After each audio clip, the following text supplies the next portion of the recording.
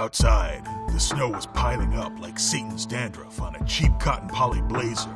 But I didn't feel no cold, on account of I got a raging conflagration of hatred in the pit of my tummy. You see, I can't stand filmmakers who adapt comic books like they're archbishops interpreting papal decree.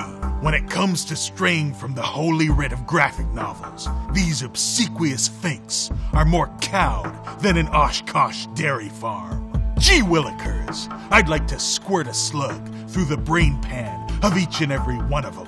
Kapowie! I have concerns about the new Sin City sequel. And it's not just about the overuse of color highlights. I'm worried that it'll be too faithful for its own good. When the original Sin City hit, it seemed like a refreshing alternative to flicks like Judge Dredd, You betray the law! Daredevil,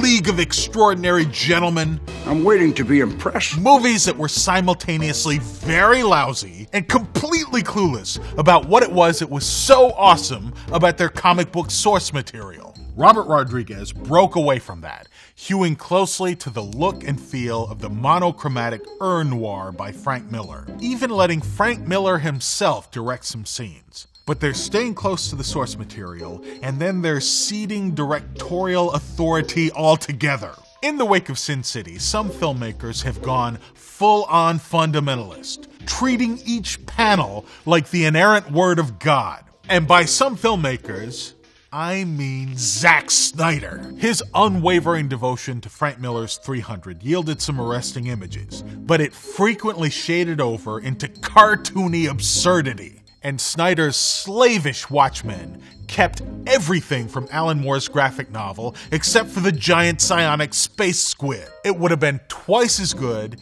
if it jettisoned twice as much. Comics are fundamentally a different medium than movies. Movies are show don't tell, but in comics the most interesting stuff happens between the panels, and your mind fills it in. Not to get all Scott McCloud on you. If the filmmakers refuse to fill that stuff in themselves, the results are a mess. Take this literalness to its logical conclusion and you get something like Warren Beatty's awful Dick Tracy. Lots of primary colors, just like the comic. Lots of paper-thin two-dimensional characters, just like the comic. Haphazard, meandering plotting, just like the comic. Or even worse, you get something like the 1960s Marvel cartoon show, which was literally just panels from the comics with a little bit of animation added. Well, it must be the best adaptation, for it is the most faithful one, right? Right? Odin reluctantly agrees. Frank Miller's Dark Knight Returns and Batman Year One are the greatest superhero comics ever. But Chris Nolan's Dark Knight was one of the greatest superhero films precisely because it took a batarang to the Bat paradigm. Ditto with Blade.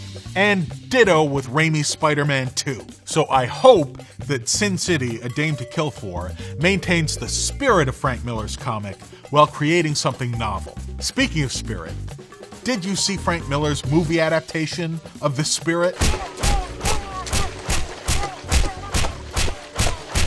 Ye-gad! And the Sin City sequel has original new material by Miller?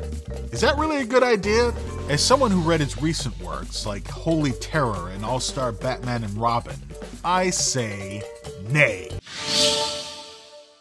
What graphic novel do you think Hollywood will ruin next? I'm betting on either Ex Machina or Y the Last Man. Let me know your picks in the comments and subscribe to the Wired channel on YouTube.